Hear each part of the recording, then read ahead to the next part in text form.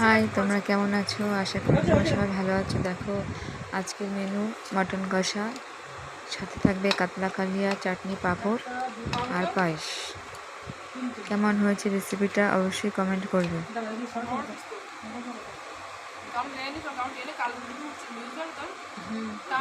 সামনে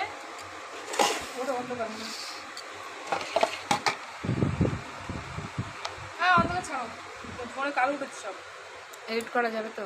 এডিট করলে কালো উঠবে, লাল উঠবে না।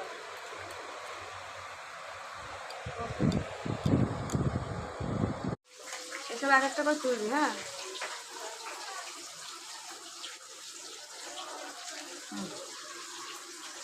আগে চাটনিটা তুলবি, ওটা আলাদা তুলবি।